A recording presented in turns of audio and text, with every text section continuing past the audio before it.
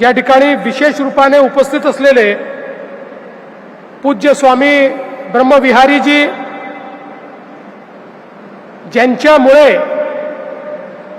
आज शिर्डीमध्ये क्रांती घडते आहे, असे निबे ग्रुपचे प्रमुख श्री गणेश निबे या ठिकाणी उपस्थित, आमदार राणा जगजीत सिंगजी, विक्रम पाचपुतेजी, आशुतोष काळेजी, विठ्ठल लंगेजी, काशीनाथ दातेजी, अमोल खताळजी, अक्षय कर्डिले, आपले MIDCचे CEO श्री वेलारुसू, उपस्थित सर्व मान्यवर भगिनी आणि बंधूंनो, आज निश्चितच आपल्या देशाकरता हा अतिशय ऐतिहासिक दिवस आहे.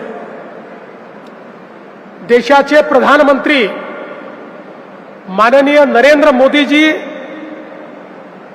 यांनी 2 संदेश आपल्याला दिले होते. पहिला होता मेक इन इंडिया, भारतामध्ये बनवा, आणि दुसरा होता आत्मनिर्भर भारत, स्वतः करताही भारत बनवेल आणि जगाकरताही भारत बनवेल, अशा प्रकारचा संदेश माननीय मोदीजींनी दिला होता. आणि मोदीजींच्या नेतृत्वात डिफेन्स सेक्टरमध्ये हा संदेश अंमलात आणण्याची जबाबदारी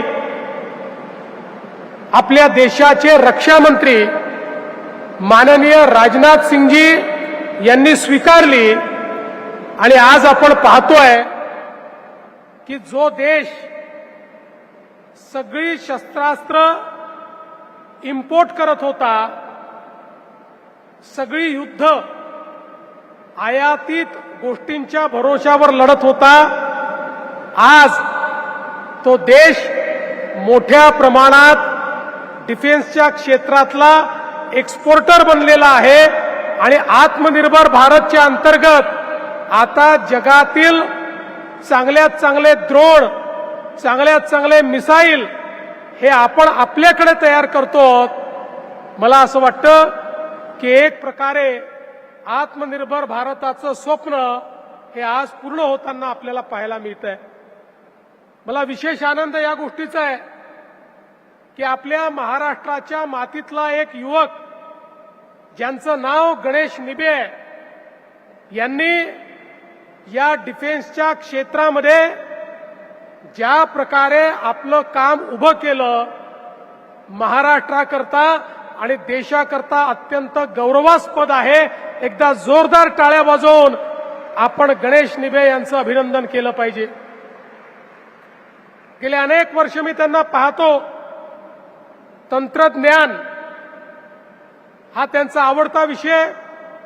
वेगवेगळ्या प्रकारचं तंत्रज्ञान आणायचं, ते आपल्या देशात तयार करायचं, त्याचे प्रॉडक्ट्स तयार करायचे, आणि खऱ्या अर्थानं आत्मनिर्भर भारत करता जो आत्मविश्वास पाहिजे, तो आत्मविश्वास गणेश निबेंजवळ असल्यामुळे आज या ठिकाणी ही फॅसिलिटी उभी राहिलेली आहे. हे सांगताना मला अतिशय आनंद वाटतो.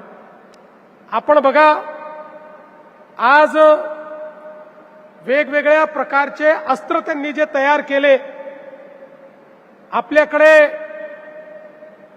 70 किलोमीटरच्या रेंजमधनं थेट 500-400 किलोमीटरच्या रेंजपर्यंत मध्ये कुठलंही अस्त्र नव्हतं.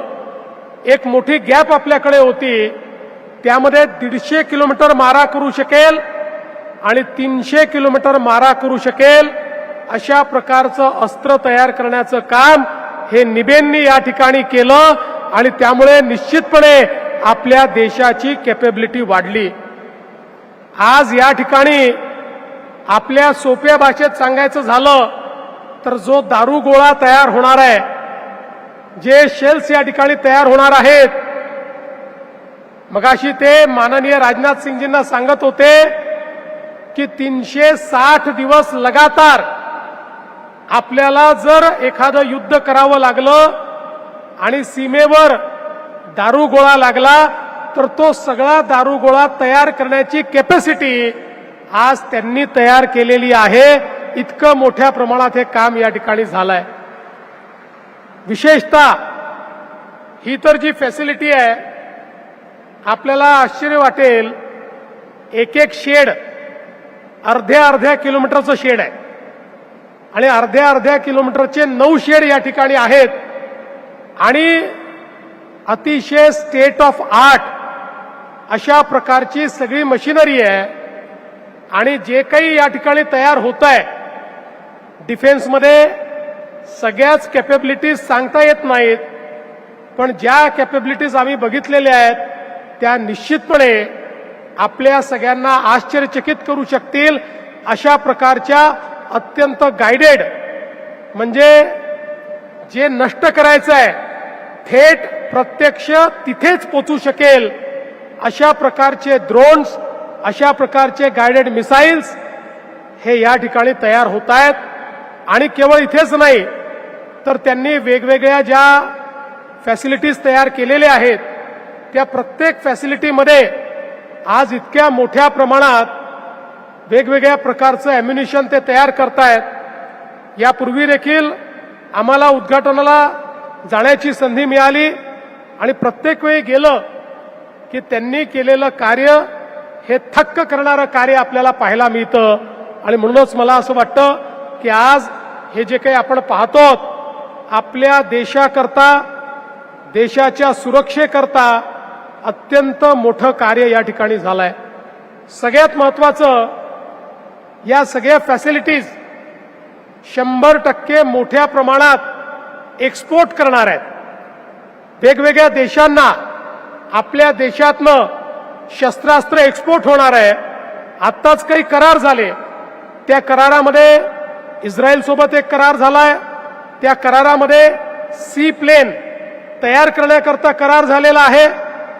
आपल्याला माहिती आहे की आपल्या देशामध्ये मोठ्या प्रमाणात सी प्लेनची गरज आहे.